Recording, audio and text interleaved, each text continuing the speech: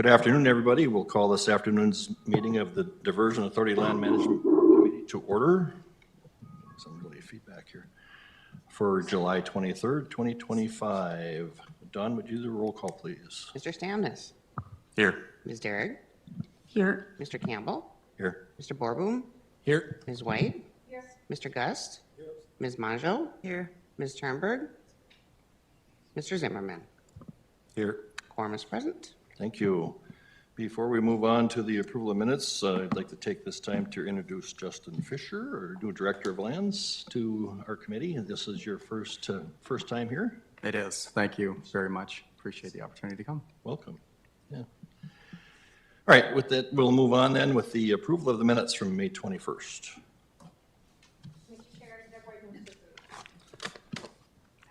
Zimmerman seconds. Okay, we have a motion and a second. Any further discussion?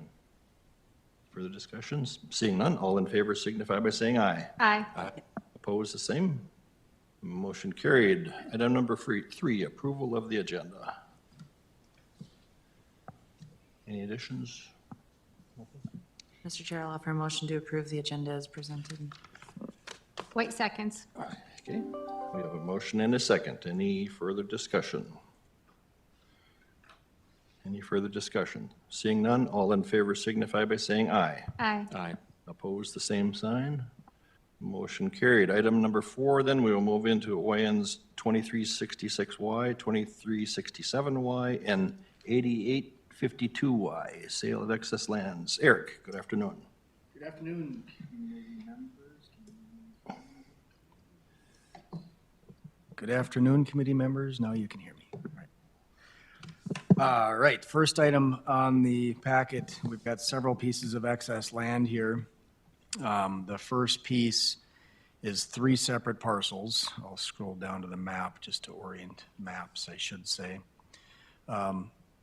This is the north end of the channel. It's a little hard to tell in the big map, but in the inset you can see I-29 is just to the west of this parcel. And then the adjoining parcel to the east of this is the rectangular parcel you see on the screen. And then there's that little tooth cut out of the bottom is the small little piece. All 3 of these parcels were deemed excess land back in November of 2024. We had subsequently followed the process for the policy, offering the member entities and then the former owner and then the adjacent owners the opportunity to purchase the excess parcels here at the designated price of $767,000. None of those priority level people had expressed interest at that amount. And so it was tripped into the public sale step, which we typically just listed on the project website, and people can find it if they're interested or looking around. One of the adjacent owners then took an opportunity to submit a bid at $730,000, which again is a little bit less than the original asking price of $767,000. All things considered, I guess we are recommending proceeding with the sale of these parcels at the proposed purchase price of $730,000. Feel like that's still close to the offer or the dollar amount we had listed, and it's probably in our best interest to do that. So that's our recommendation, and I stand for any questions. Mr. Chair. Commissioner Mogul. Thank you, Mr. Chair. Eric, were there any other bids submitted? There were not. Thank you. And one other note there, this has been on the project website as public sale for over a month. So we felt like that was sufficient amount of time to bring forward this proposal. And that price is for the 3 OINs. Correct. Yeah. Any further questions? Board action?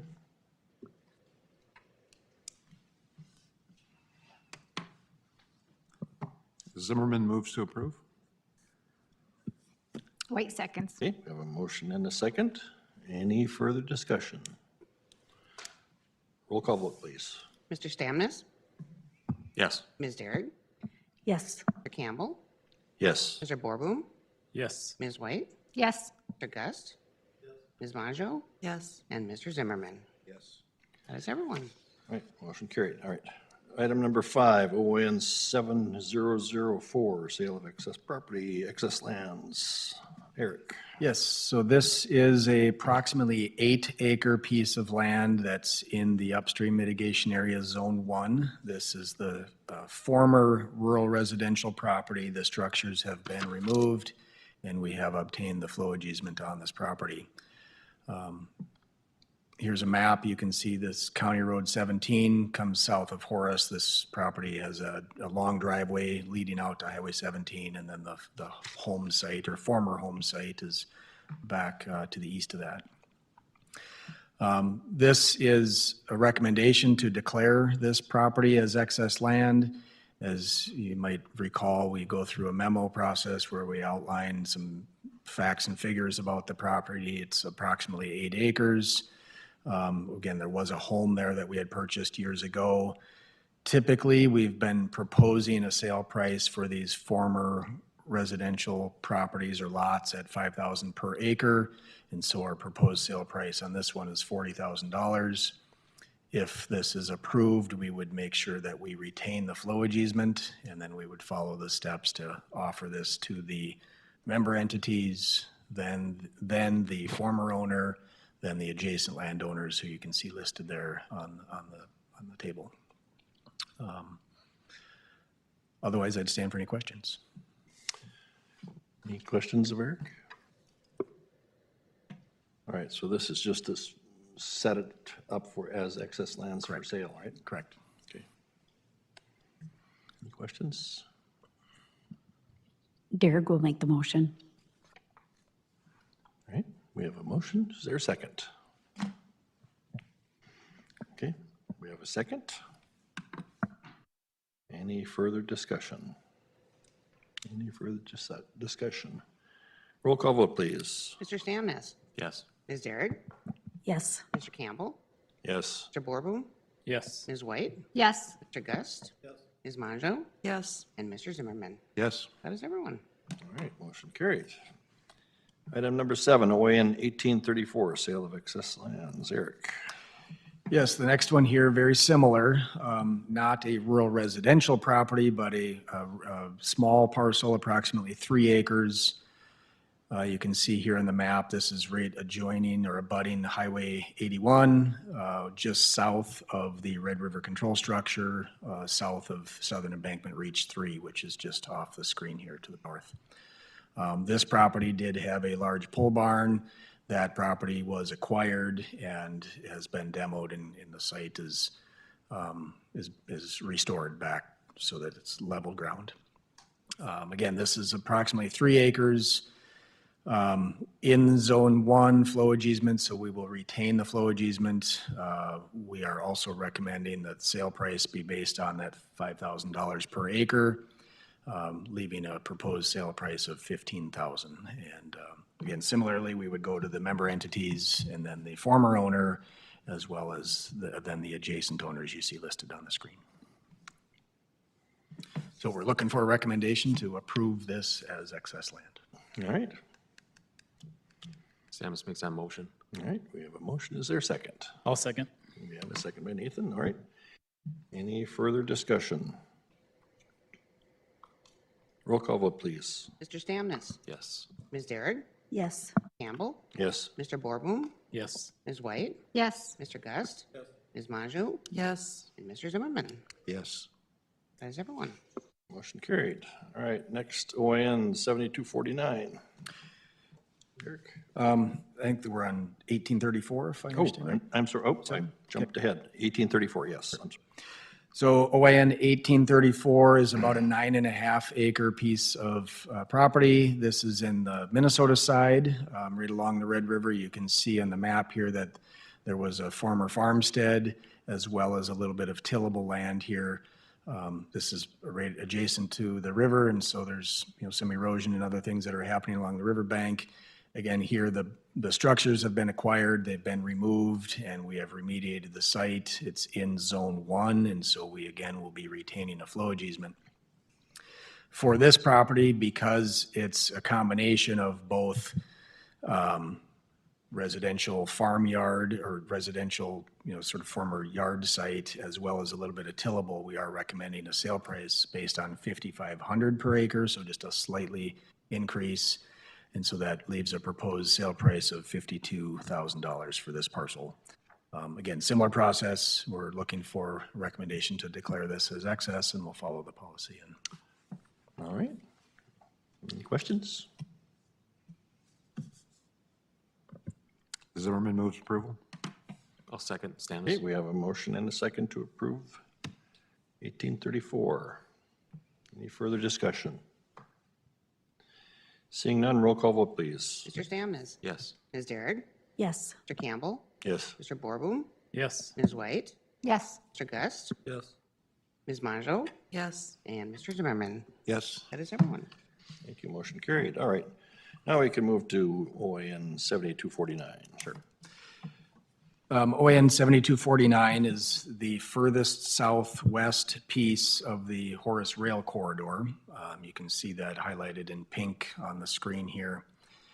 You might recall that this was declared as excess land, I believe it was back in April of 2024.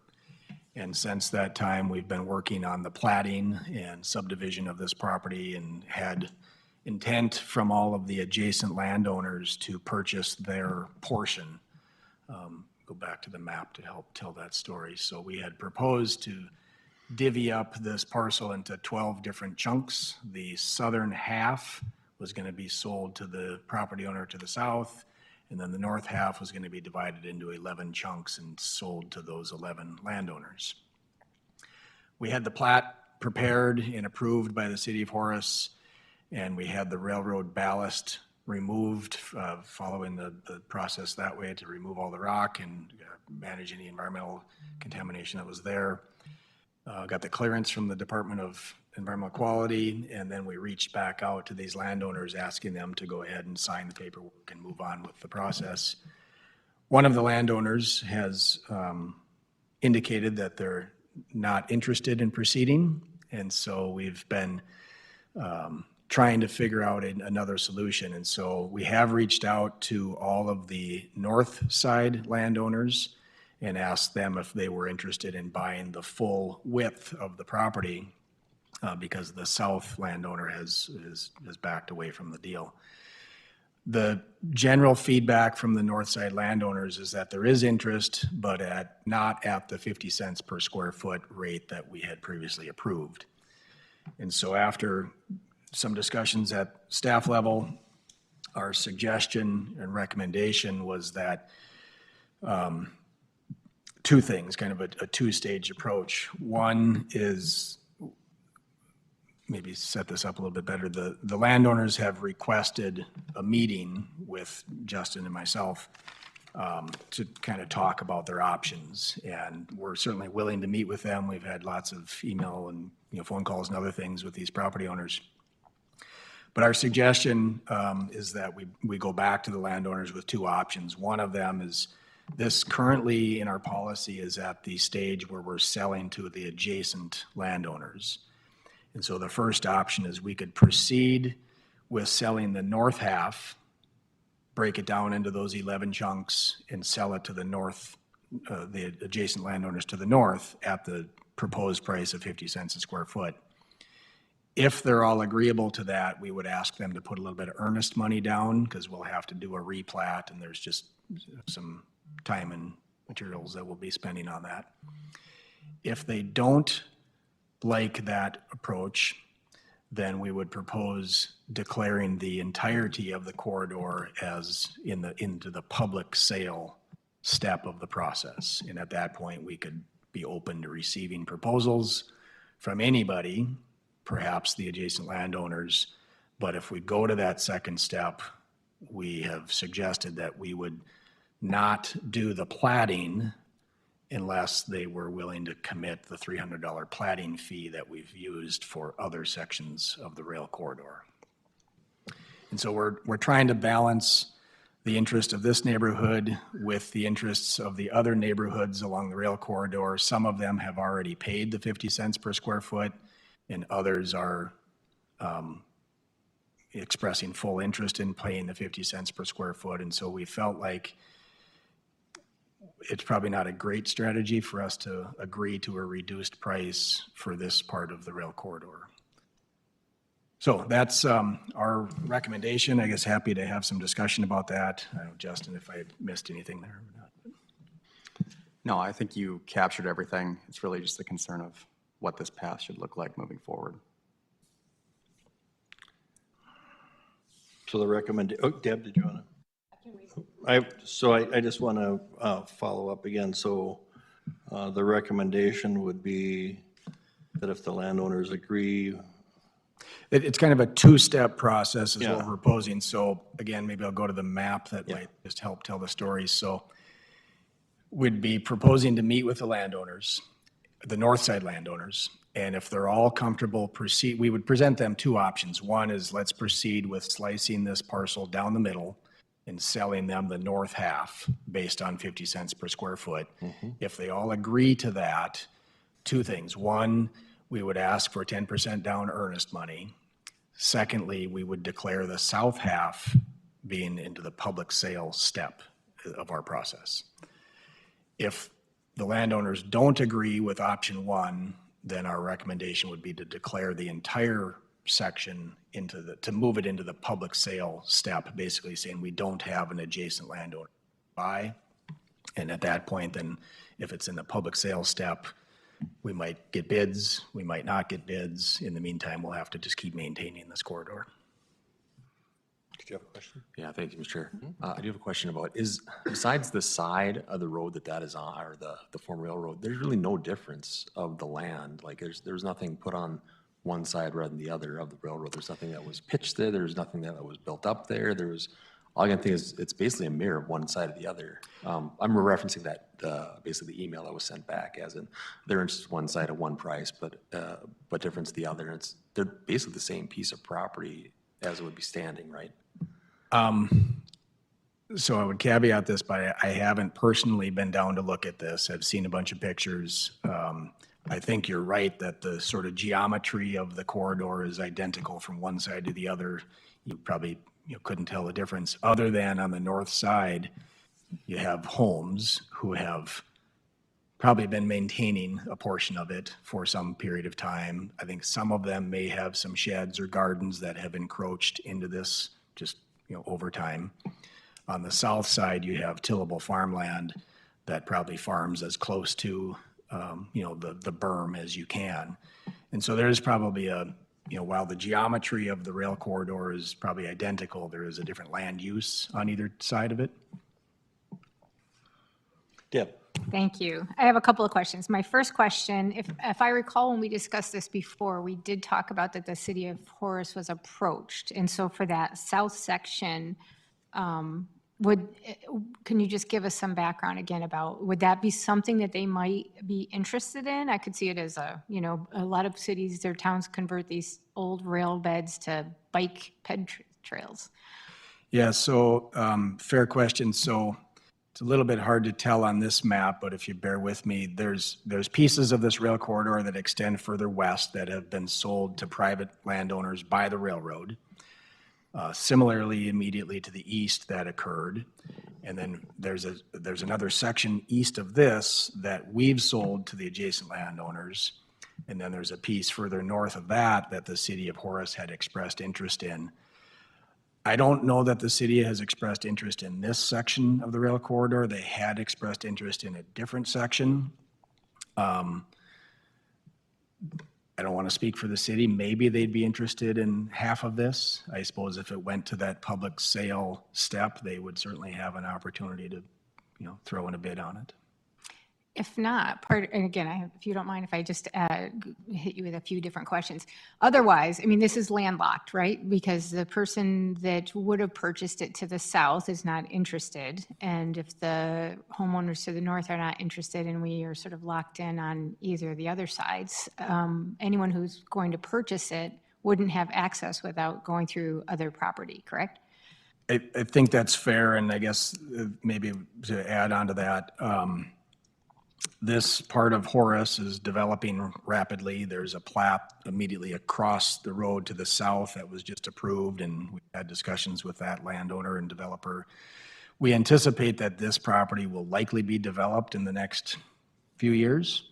And I guess our thought process was that perhaps when it gets to that development stage, maybe that pink area becomes attractive to the developer. That's helpful. Okay, my last question, the earnest money. So if we are looking at recommendation 1, the only difference between what we had already been planning to carry out and this is the earnest money, correct? Because they were planning to purchase the property to the south, and they just weren't interested in the property, property to the north, but they weren't all interested in adding property to the south at the current cost. So what's the rationale for adding the earnest money for them to still purchase the properties to north that they were interested in purchasing? So we have a plat that was prepared by surveyors and legal descriptions and purchase agreements that were prepared for platting the entire portion. And if we only sell the north portion of it, we would likely need to redo that plat. I'm a little concerned that somebody else backs out, I guess, frankly, because we've told them all along that this was an all or nothing situation. The whole neighborhood needed to agree. We really don't want to be left with just, for example, somebody in the middle here that backs out and we have a truly inaccessible portion. And so I think the earnest money was just kind of another step where we're asking people to sort of put their money where their mouth is, I guess. Because it'll take a little while to do all the closing and get all the paperwork done. Right. I would just say, I think my thought on that is if they were, after a conversation, if they were still committed to follow through with their initial commitment, but again, it wasn't their fault that the person that was planning to purchase the land to the south has backed out, then we could, revisit this, but I would hate to see them, if they're now feeling a little, some trepidation, Right. that we add an earnest money cost to it. Sure. I'd hate to have that be something that sort of Yeah. causes things to break down. I think that's a fair point, but just to be clear, the earnest money would go towards the purchase. It wouldn't be additional. Okay, So, yeah. that's very helpful. Jason? On Your mic, you want to get? both on the east and west end of this parcel where the kind of blue segments, those are public gravel roads. So there is access from the ends, just not from the north or south. Yeah. So if we do end up holding ownership of the south portion or the entire portion, we still have access from both the east side and the west side for maintenance purposes. And was the south one that was all going to go to the property owner to the south? What was the price on that? That was also 50 cents per acre, or 50 cents per square foot. Per square foot, okay. He probably would buy it at 50 cents per acre. And so based on that, what would that value be? I don't know how many square feet there are in that southern. So those numbers on the screen are the square footage for each Okay. portion. So the southern piece is 80,700 so about $40,000 for the southern piece.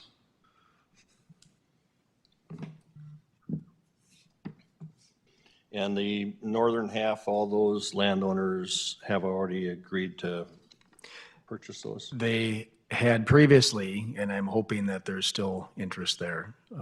So, yeah. I do have an additional question. Yes, okay, I'm sorry. Thank you, Mr. Campbell.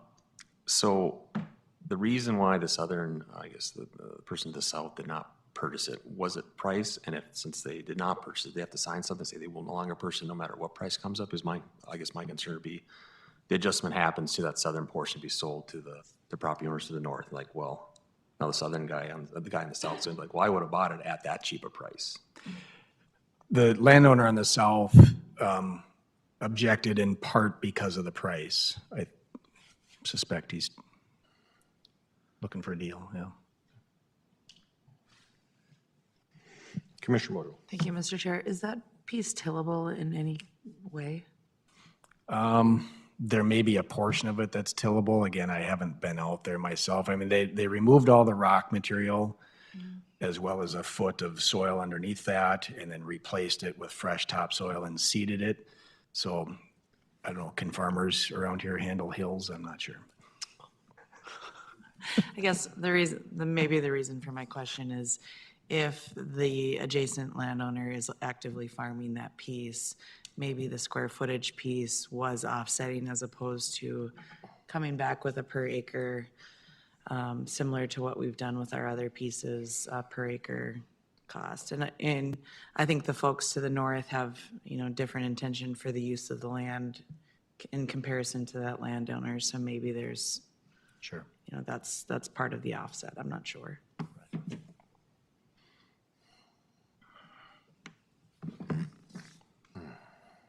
Deb?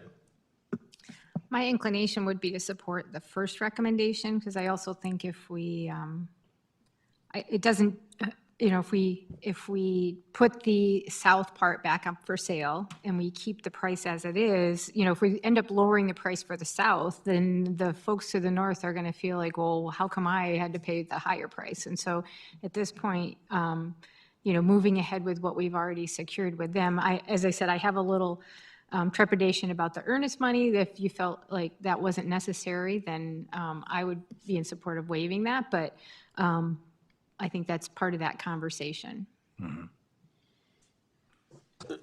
Explain to me again the plat process. Has the plat process started based Yeah, on this design? Yeah, the plat based on this concept has been approved by everybody that needs to approve it. It hasn't been recorded yet because we would need all of these landowners to sign the plat. And so we were ready to proceed with that, and then we had some landowners back out. So the plat has been approved. If the north side landowners would proceed with buying their portion as originally proposed, I suppose we could still record the plat. We would need to modify who's buying the south chunk of that to be probably retained by the Cass County Joint Board. The city of Horace has preferred that these lots get merged together as part of the plating process. And so there's going to have to be a little bit of rework with the legal descriptions and perhaps a rework of the plat. I'm hoping we don't have to bring the whole plat back, but we don't know for sure yet.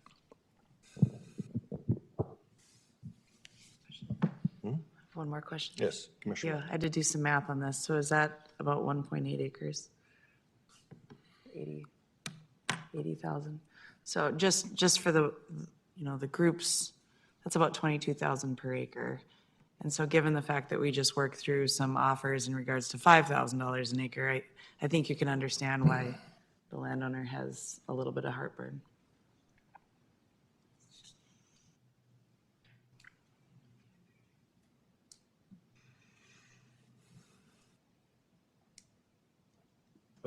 But all those north properties did pay that price per square foot, right? Right. Or have agreed to pay that price?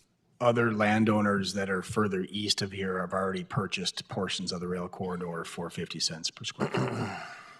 And not all, but most of them were residential type landowners. Adjacent to tillable land.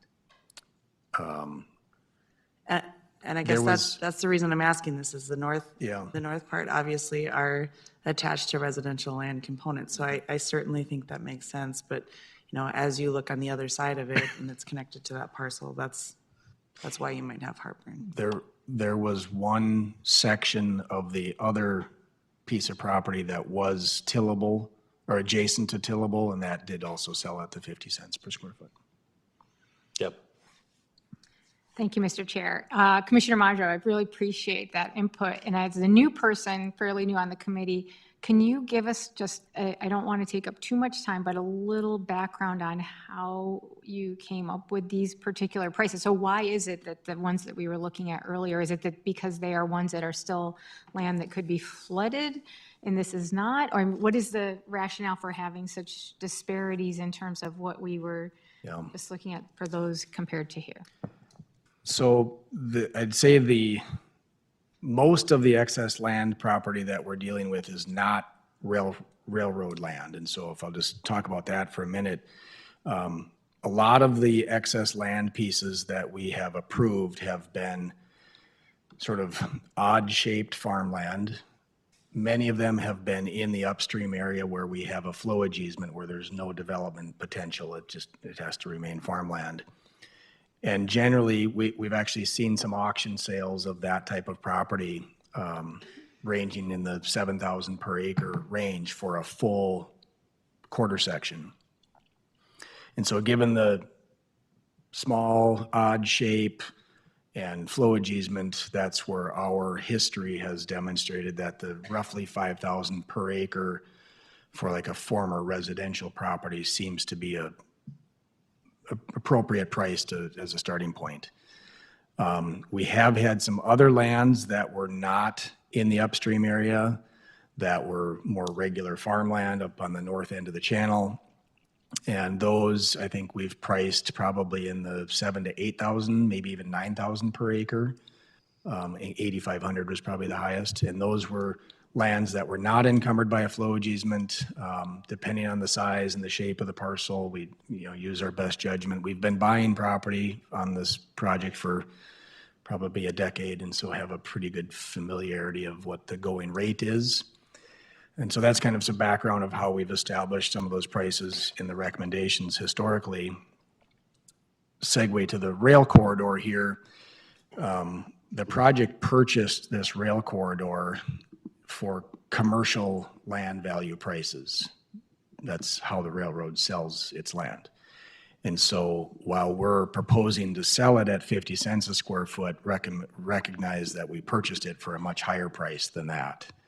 And so the 50 cents was developed, I think Jody had a number of conversations with former committee members, former leadership of the authority, and that price has been established for, like I said, this was declared back in April of '24. And so there's a bit of history there. Admittedly, Jody was probably the architect of a lot of that. And so I don't have as much insight as I might on others. So Eric, the southern, so if it were platted as it is right now, and we did not have a buyer for the 80,718 square feet, would that, and we went forward with the other landowners to the north obtaining theirs, would that land simply at this point in time still be in the hands of the Cass County Joint Resource District? Yes. And so why couldn't we just move forward with the part we know about, not even worry about that, the southern part of that, and see what develops down the road with that? I'm a little concerned about making too many changes. All it would take is for one of those other ones on the north half to change their mind, and we got a mess again. Sure. Yeah. And so it seems to me that maybe we ought to just deal with those who are committed to purchasing that northern piece and leave the southern part as it stands in the hands of the Cass County Joint Water Resource District, and we can come up with that decision later. Right? To me, that seems like it would be a clean way to do it. Yes. So, Eric, when would you be able to have these meetings? Could you have something ready for us for the next meeting? Yeah, I guess I've had some emails with the landowners. I've thrown out some dates in early August, and I'd say half of the landowners have gotten back to me saying that those dates would work. So I'm hoping to meet with them in early August. Mr. Chairman, I would make a motion that we follow the strategy as outlined by Eric. Okay. That's recommendation one. All right. Is there a second to that motion? I'll second. Second by Deb.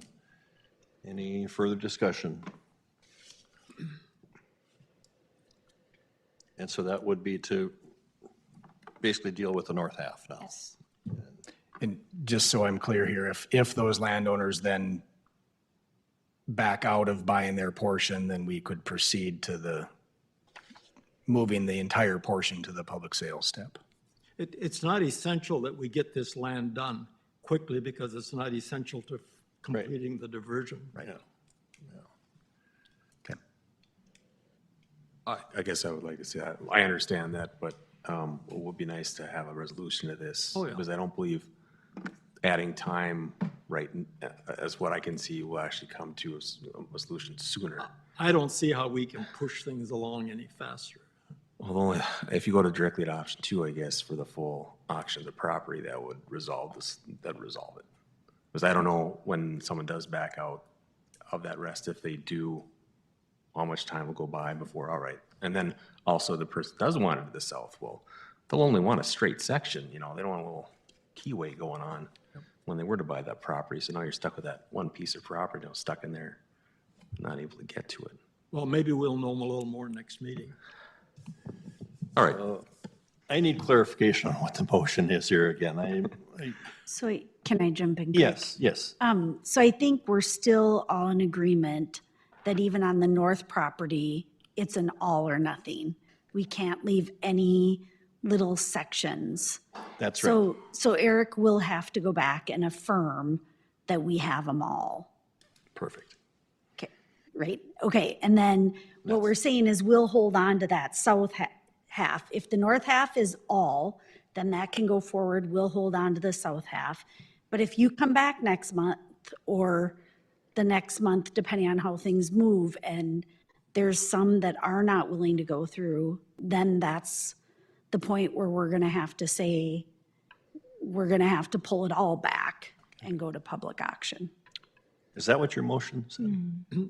Well, Eric, you want to outline your proposal again? I guess the only, question or suggestion that seems to be maybe still fuzzy is historically, if we don't have a buyer from the adjacent landowners, staff have been authorized to follow the policy, which means we then list it as public sale on the website. And so I guess my question for the committee is, are you comfortable giving staff that, continuing to give staff that authorization to follow the policy, which is basically step 2? Or do you want us to come back in August and report back the results of this, and then you can make the decision to move it to public sale? I guess I think that we should, as was just explained, it should be all or nothing on the north half. Yep. As it is now. And if we get that, if you can come back with that, then we've got a deal on that, and then can deal with the southern piece later. I think that's the cleanest way. And I don't know if that's how your motion, Yep, that's okay. I'll take that clarification. Deb? Thanks.